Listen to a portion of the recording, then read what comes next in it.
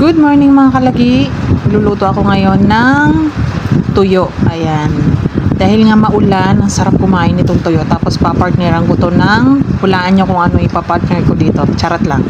So bali, gusto ko pala sa tuyo, yung tostado siya. Ayoko talaga sa tuyo na hindi tostado. May mga tao kasing gusto tostado, mayroon din naman na ayaw. Pero ako mas gusto ko yung tostado talaga yung tuyo. Kasi masarap siya kainin, crispy siya. Gusto ko. Pero hindi naman yung sunog, yung crunchy-crunchy lang siya. At syempre, ang ipapartner ko niyan, ang mahiwagang gulay na santol. Dahil nga yun yung niluto ko nung nakaraang araw. Hanggang ngayon, meron pa kami. Kaya, pero unti na lang. So, masarap to ipartner sa tuyo. Kayo mga kalagi, ano ulam nyo? Comment down below kung anong ulam nyo. So, yun lang. Share ko lang. Thank you for watching mga kalagi. Maulan na umaga.